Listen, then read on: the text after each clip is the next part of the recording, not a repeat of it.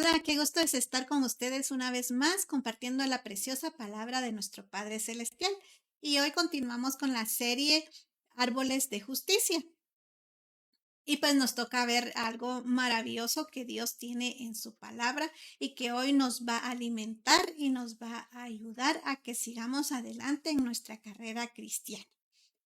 Y a Guatemala se le conoce como el país de la eterna primavera, pero es por varias razones. Una de ellas es porque su clima es muy bonito, muy cálido, no hay temperaturas extremas y se mantiene generalmente la nación con, podríamos decir, a 32 grados máximo y un mínimo de 10, un poquito menos, ¿verdad? Pero es un clima bastante bonito y por eso es que hay muchas personas que visitan nuestro país, muchos turistas.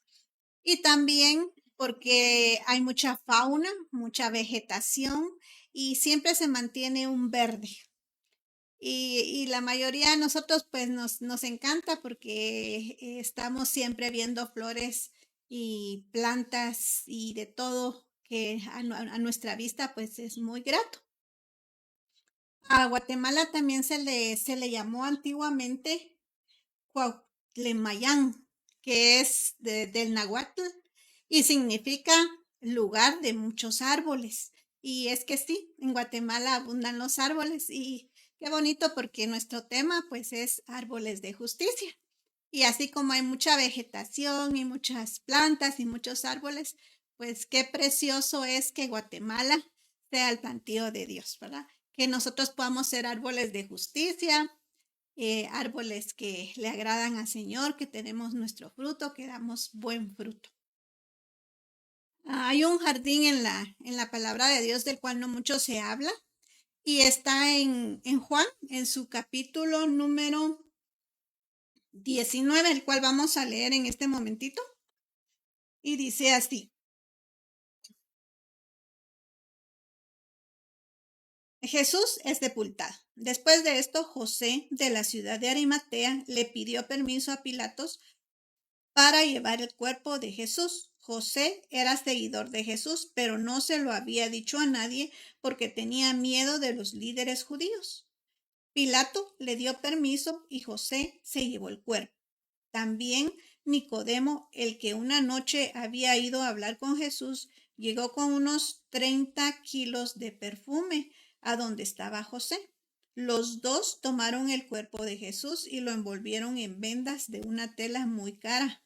Luego empaparon las vendas con el perfume que había llevado Nicodemo.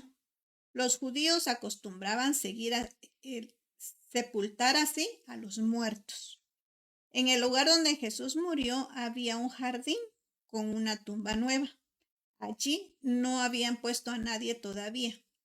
Como ya iba a empezar el día sábado, que era el día de descanso obligatorio para los judíos, pusieron ahí el cuerpo de Jesús en esa tumba porque era la más cercana.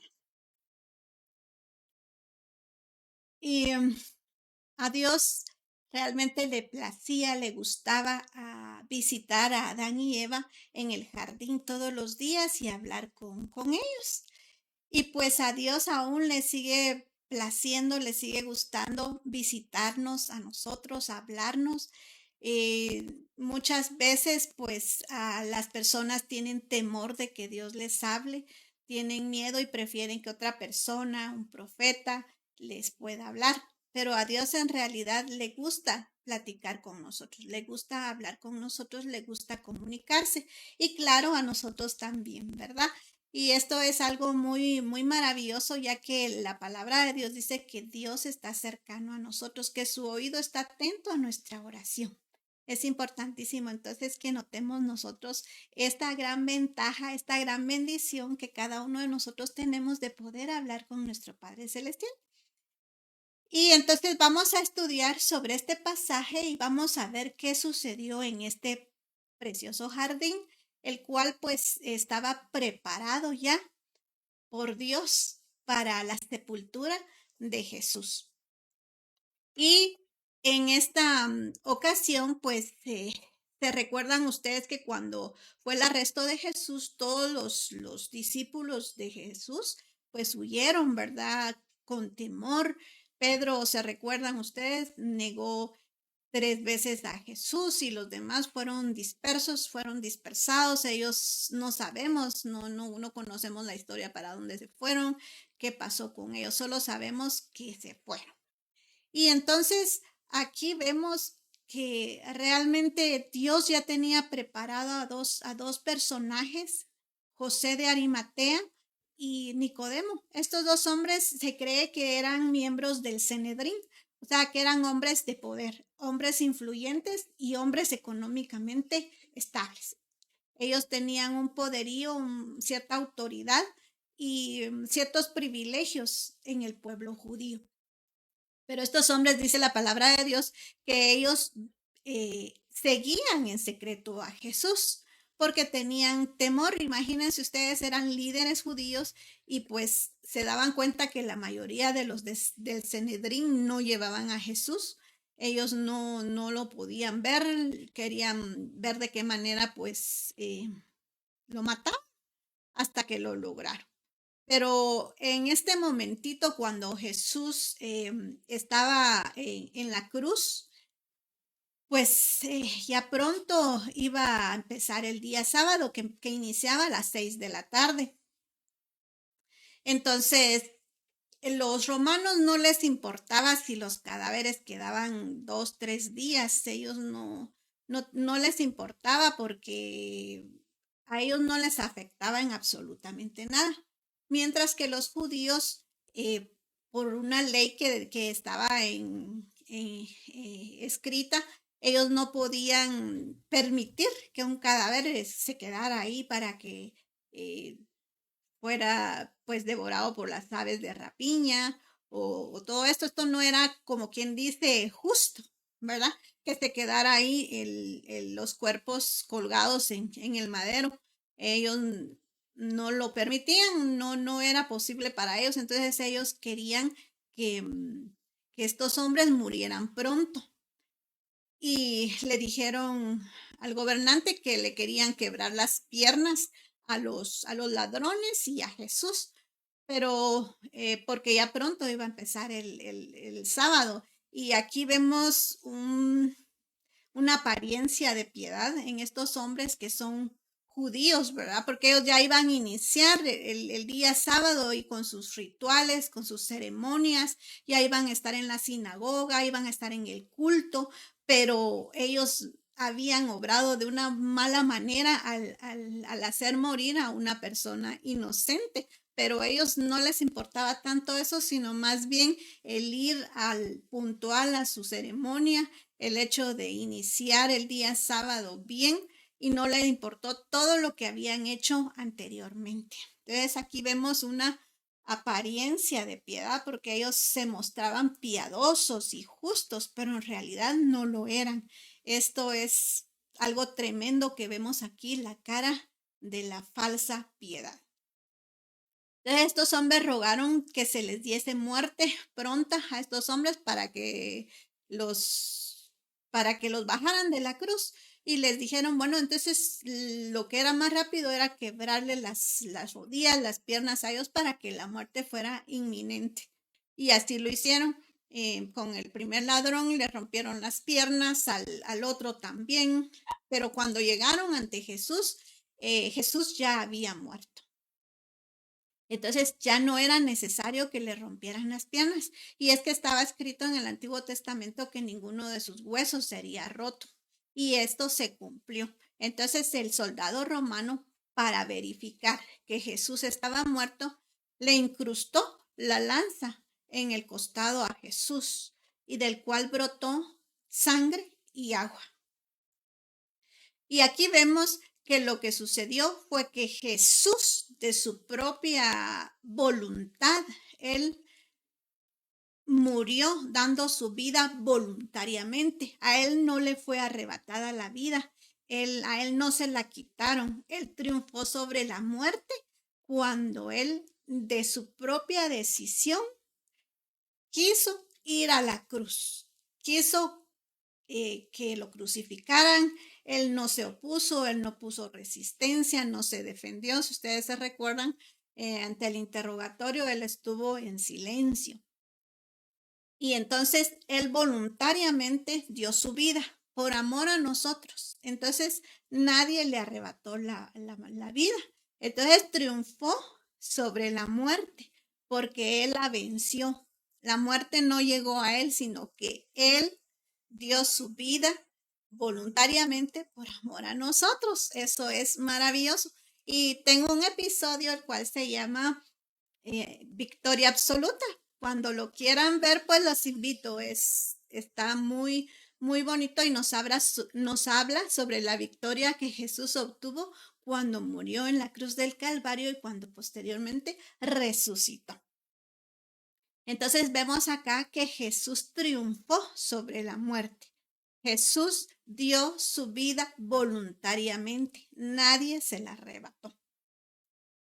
Entonces, cuando ya vieron que ya estaba muerto, entonces dice que el corazón de Jesús se quebró, se rompió y por eso dice que científicamente se prueba que él ya había muerto, pero él murió de dolor, literalmente su corazón fue rasgado, fue lastimado, fue herido de tal manera que se rompió.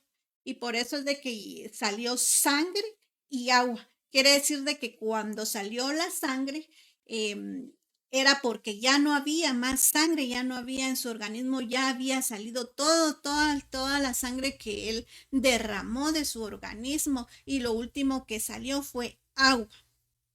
Pero esto también nos habla simbólicamente. En el Antiguo Testamento la sangre era para expiación de pecados, era para perdonar los pecados y el agua para limpiar, para purificar. Entonces aquí vemos que Jesús con su sangre nos perdonó y con la sangre de Jesucristo es cuando únicamente nosotros podemos obtener el perdón de pecados, porque la sangre de Jesucristo nos cubre, nos perdona y el agua, que es símbolo también de limpieza, nos purifica. Entonces todo esto conlleva a nuestra salvación. Por eso es que nosotros decimos que confesamos nuestros pecados y lo hacemos delante del Padre y lo decimos públicamente, lo expresamos para que Jesús, para que Dios pueda perdonar nuestros pecados y limpiarnos de toda maldad. Así es lo que ocurrió en ese momentito. Entonces estamos cuando ya a los romanos no les interesaban los cuerpos de los hombres, de los crucificados. Ellos tomaban los cuerpos y los tiraban a una fosa común. Y esto era lo que supuestamente iba a pasarle a Jesús. Y eso era lo que esperaban los grandes líderes judíos de ese entonces, ¿verdad? Lo que querían era que murieran y que los tiraran al foso y ahí ya no saber nada más, ya no saber de que estaba Jesús, ya no existía para ellos y eso era lo que ellos querían. Pero Dios tenía un plan y este plan era que Jesús fuese sepultado. Y Jesús fue sepultado como un judío piadoso. ¿Por qué? Porque su cuerpo no sufrió corrupción, porque si lo hubieran tirado al foso común, hubiera habido ahí corrupción. Pero recordémonos que la palabra de Dios se cumple y habían profecías en las cuales habían dicho, David habló por medio del Espíritu Santo, el Espíritu Santo habló por medio de David, diciendo que el cuerpo de nuestro Señor no sufriría corrupción.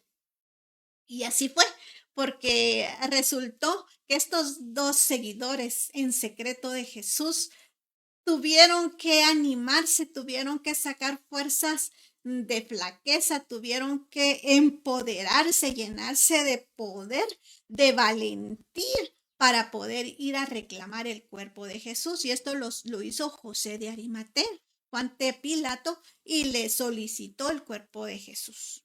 Entonces, también Nicodemo llevó especies aromáticas.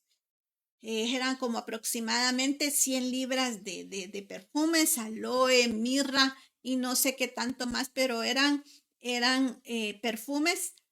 Y recordémonos acá que también antes de que Jesús fuese arrestado, María también derramó un perfume costosísimo en los pies de Jesús y Jesús dijo, déjenla, ella está profetizando mi sepultura, mi muerte. Entonces, ahora acá, ya con José y con Nicodemo, se estaba haciendo realidad la profecía que había existido de que iba a ser, no iba a sufrir corrupción el cuerpo de Jesús. Y también se está mostrando que Jesús va a resucitar. Es como una profecía para embalsamarlo, para poder envolverlo en perfumes. Y todo esto era la costumbre de los judíos. Y lo hacían con personas, como les dije anteriormente, piadosas. Que Jesucristo fue reconocido al ser sepultado, fue reconocido como un judío piadoso y lo hicieron en una tumba nueva. Nadie había estado ahí en ese sepulcro, era completamente nuevo y esto muestra que Jesús hace las cosas de nuevo. Muestra, es un símbolo de que Jesús hace todo nuevo. Y esto es maravilloso porque nosotros podemos esperar cosas nuevas que Dios tiene para nosotros reservadas. Y podemos ver acá cómo realmente estos hombres, quienes seguían a Jesús en secreto, tuvieron que tomar una decisión, seguir o no seguir al maestro. Aquí en la palabra de Dios dice que estos hombres conocieron el reino de Dios y entonces ellos ya tenían que tomar una decisión. Bueno, Jesús es mi rey o no es mi rey. ¿Le voy a servir o no le voy a servir? Y ellos realmente salieron del anonimato. Ellos salieron y pusieron la cara ante la sociedad, ante los demás. Imagínense, estos dos hombres eran miembros del Sanedrín. Ellos dirían, bueno, pero entonces se van a dar cuenta que yo soy seguidor de Jesús. Ellos se van a dar cuenta que sí creo en Jesús, que sí le tomo como mi rey, como mi señor, pero no les importó. Ellos le siguieron sirviendo, le siguieron buscando y estuvieron ahí. Entonces no menciona que hubieran más personas en el sepelio, en el entierro de Jesús, más que José y que Nicodemo. Entonces vemos cómo estos hombres bajaron a Jesús de la cruz y lo llevaron a esta tumba nueva. Pero ahí había un jardín. Era un jardín el que estaba en donde pusieron a Jesús. Por eso cuando vemos más adelante que las mujeres los próximos días fueron a dejar la mirra y también los demás perfumes para poder embalsamar a Jesús, entonces había un hombre al cual una de las mujeres lo confundió con la persona que cuidaba el huerto, porque había una persona que cuidaba ese jardín, ¿verdad? Entonces, qué maravilloso saber que Jesús fue sepultado en un jardín, en un lugar donde habían árboles, donde habían plantas, las cuales pues daban obviamente su fruto, daban sus flores y todo esto. Entonces es importante que nosotros veamos cómo realmente Dios utiliza a las personas. Él tiene plan y tiene la manera de ver cómo puede hacer que su plan funcione. Estos hombres, como les repito, tuvieron que tomar una decisión. Y es que muchas veces nosotros también tenemos que tomar la decisión si nosotros seguimos a Jesús o no, porque ellos lo habían seguido durante mucho tiempo en secreto. Nadie sabía, dice, de que estos eran seguidores de Jesús.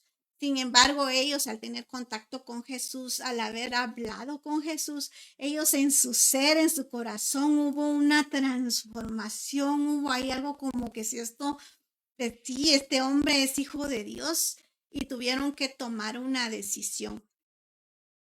Nosotros también tenemos que tomar decisiones. Muchas veces el temor se apodera de nosotros, muchas veces nosotros decimos, pero ¿Qué voy a hacer? ¿Qué va a pasar? Imagínense, estos hombres estuvieron dispuestos a sufrir el rechazo de los demás líderes judíos. ¿Qué pasó con ellos? No sabemos. Sin duda alguna estarían en la reunión del Pentecostés con los 120 y recibieron el poder del Espíritu Santo para ser aún más valientes, para poder llevar el Evangelio a otros lugares. Entonces vemos que ellos estuvieron dispuestos a perder. Y es que seguir a Jesús significa negarnos a nosotros mismos, significa que nosotros rindamos todo lo que somos, rindamos todo nuestro ser, nuestro intelecto, nuestro corazón, nuestros sentimientos, nuestras emociones, todo a Jesús. Y que Él dirija nuestros pasos, que Él sea quien gobierne nuestra mente, nuestros sentimientos y todo para poder hacer las cosas como se debe. Entonces también la palabra de Dios dice, diga el débil fuerte soy. A los que no tienen fuerza, nuestro Salvador se los da. Entonces dice que la debilidad se puede transformar en resolución y la timidez en valor, en coraje, en fuerza. Y muchas veces nosotros necesitamos que Dios nos dé esa fuerza, ese valor, pero también Dios nos dice, diga el débil, fuerte soy. Nosotros tenemos que tomar una decisión y decir, bueno, voy a seguir a Jesús, voy a hacerlo aún me cueste esto o me cueste lo otro, cuésteme lo que me cueste, yo voy a seguir a Jesús.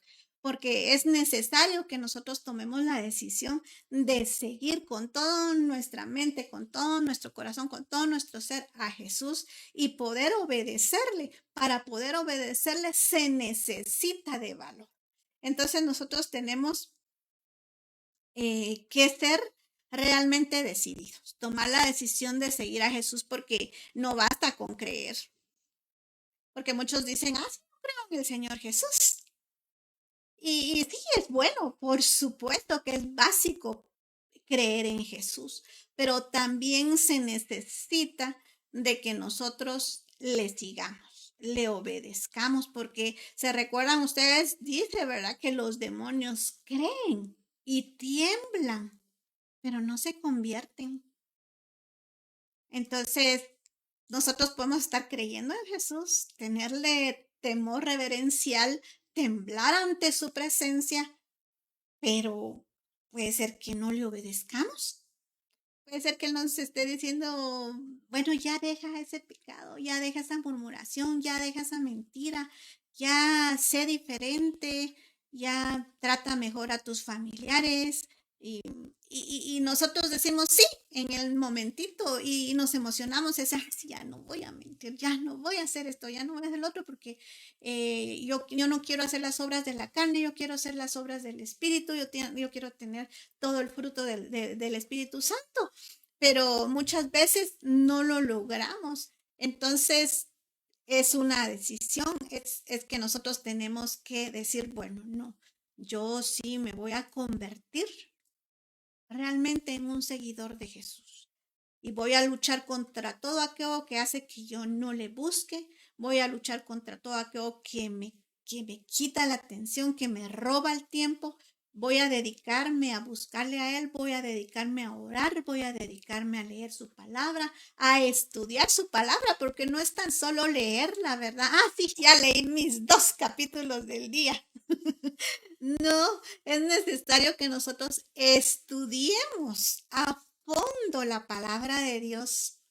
Entonces, ¿por qué? Porque nosotros le vamos a amar con toda nuestra mente. Y eso implica el pensar, el estar meditando en su preciosa palabra, en estar uno analizando. ¿Y qué querrá decir este versículo? ¿Y por qué sale? ¿Y por qué otra vez? Y verdad, de tal manera que nosotros podamos hacer cambios en nosotros. Y que estos cambios realmente den el fruto necesario. Dios quiere que nosotros seamos árboles de justicia, plantíos de Jehová, pero tenemos que dejar muchas cosas que nos estorban, que nos afectan, que no nos dejan ser el cristiano que Dios quiere que seamos, aquel cristiano verdadero, aquel cristiano convertido. Entonces nosotros tenemos que sacar fuerzas de flaqueza, seguir a Jesús, y vieran que para que estos hombres tuvieran que decir que eran seguidores de Jesús, todo el mundo lo tuvo que saber. Y, y es que para seguir a Jesús no podemos hacerlo en secreto. Hay que decirlo, por eso muchas veces nosotros los cristianos cuando recibimos a Jesús como Señor y Salvador es necesario que levantemos nuestra mano, que digamos en voz alta, recibo a Jesús como Señor y Salvador, porque es necesario para que los demás puedan ver que nosotros hemos decidido seguir a Jesucristo, hemos decidido seguirle a Él con todo lo que esto implica, el hecho de negarnos a nosotros mismos, el hecho de ya no querer hacer lo que yo quiera hacer, sino que ahora quiero hacer lo que Jesús dice que yo debo hacer. Y esto es una lucha entre mi carne y mi espíritu, pero yo tengo que decidir si voy a ser una discípula de Jesús, una seguidora de Jesús, que todos lo vean, que todos puedan saberlo, o sencillamente no lo voy a hacer.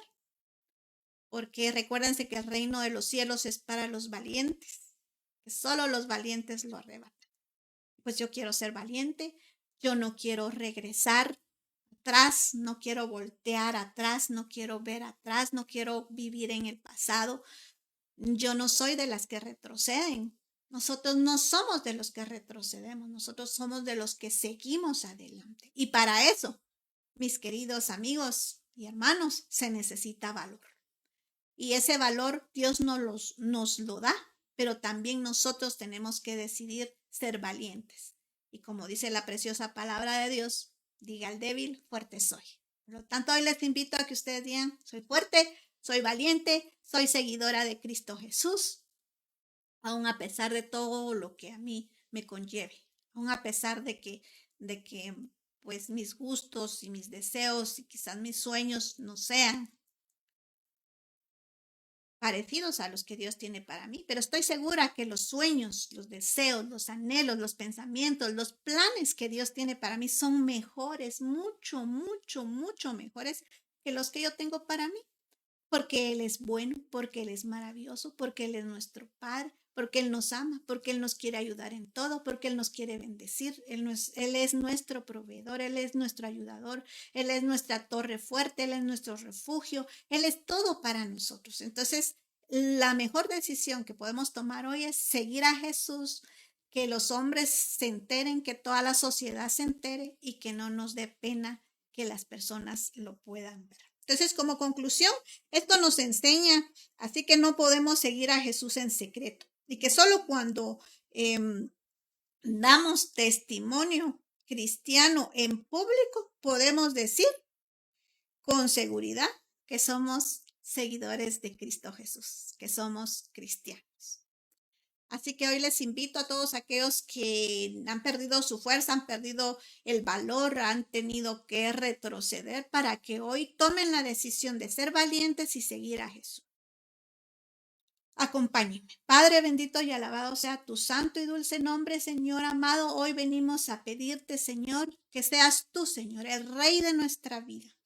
Sabemos, Padre amado, que solo los valientes arrebatan el reino de los cielos. Nosotros te reconocemos como Rey. Queremos seguirte, Señor. Danos fuerzas, ayúdanos a ser valientes, a ser esforzados, Padre amado, para buscarte cada día de nuestras vidas. Y que tú, así como visitabas a Adán y Eva en ese jardín precioso, también puedas visitarnos a nosotros, Padre amado, y puedas platicar con nosotros, Padre amado. Te lo pedimos. Nos arrepentimos de todos nuestros pecados y hoy decidimos seguirte. Hoy tomamos la firme decisión de seguirte, Padre amado. Gracias porque eres bueno, porque para siempre es tu misericordia y tu bondad cada día. En el nombre poderoso de Cristo Jesús. Amén y amén. Bendiciones. Un abrazo.